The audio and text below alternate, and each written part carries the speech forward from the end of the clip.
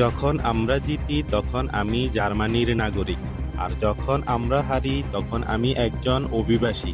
একটি বাক্য যা শুধু মিসুত ওজিলের অভিমান নয়, জার্মান ফুটবলের এক অন্ধকার অধ্যায়ের প্রতিচ্ছবি। 2018 বিশ্বকাপের পর তীব্র সমালোচনা আর বর্ণবাদী আচরণের অভিযোগ তুলে জাতীয় দল থেকে অবসর নেন ওজিল।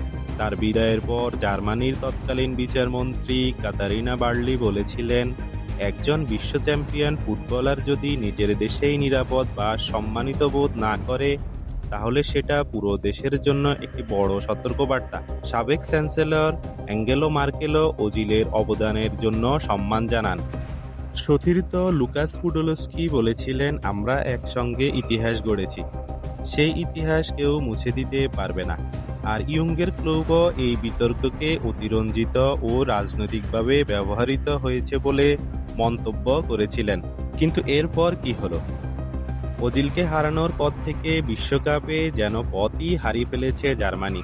2018, 2022 ও 2026 টানা 3 বিশ্বকাপে ভরাডুবি। দুবার গ্রুপ পর্ব থেকেই বিদায়, আর এবার বিদায় রাউন্ড অফ 32 থেকে। একসময় যে দল বিশ্বকাপ জয়ের অন্যতম দাবিদার ছিল, তারা এখন পরিণত হয়েছে হতাশার প্রতীকে। প্যারাগুয়ের কাছে হারের পর ওজিল আর চুপ থাকেননি। তিনি বলেন, এটা বিশ্বকাপ, কোনো প্রীতি ম্যাচ নয়। কিন্তু তারা খেলেছিল যেন হার জিত নিয়ে তাদের কোনো মাথা ব্যথা নেই। তারপর আরও কঠিন ভাষায় বলেন, আমি যত জার্মান স্কোয়াড দেখেছি, এটা অন্যতম সবচেয়ে দুর্বল দল। তাহলে প্রশ্ন একটাই, জার্মানির পতনের শুরু কি সত্যিই হয়েছিল সেই দিন, যেই দিন তারা নিজেদেরই এক বিশ্ব চ্যাম্পিয়নকে একা ফেলে দিয়েছিল, নাকি এটা শুধু কাকতালীয়?